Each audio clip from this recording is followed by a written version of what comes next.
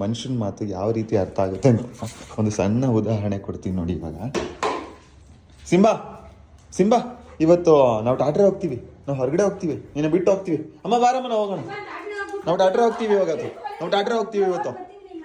ನೀನು ಮನೇಲಿ ಇರ್ಬೇಕಷ್ಟೇ, ಒಬ್ಬನೇ ಇವತ್ತು, ನೀನು ಒಬ್ಬನೇ ಇರಬೇಕು ಮನೇಲಿ ಇವತ್ತು.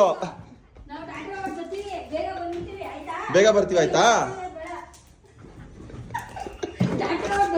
ನಾವು ಟಾಟ್ರೆ ಹೋಗ್ತೀವಿ. ಏನ್ ಮಾಡ್ತೀವಿ ಇವಾಗ? ನೋಡ ಅಮ್ಮ ಬಿಟ್ಟು, ಅಮ್ಮ ಬಾರಮ್ಮ ನಾವು ಹೋಗೋಣ, ಅಮ್ಮ ಬಾ.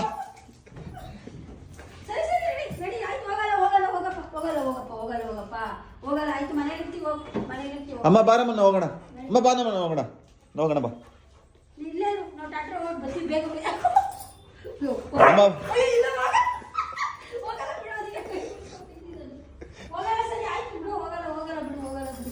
ಅಮ್ಮ ಬಾರಮ್ಮ ನಾವು ಹೋಗೋಣ.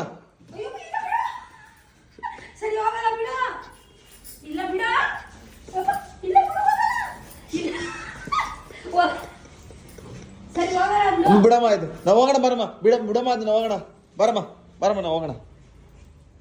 ಏಯ್ ನೀ ಬರ್ಬಿಡ ಹೋಗು, ನೀನು ಬರ್ಬಿಡ ಹೋಗು. ಏಯ್ ಬರ ನಾವು ಹೋಗೋಣ.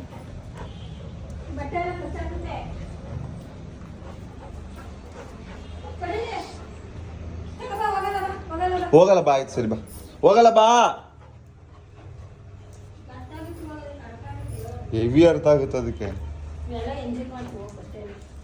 ಅಲ್ಲಿ ನೋಡಿ ಕೋಪಕ್ಕೆ ಹೆಂಗಾಡ್ತಾ ಇದೆ ಅದು.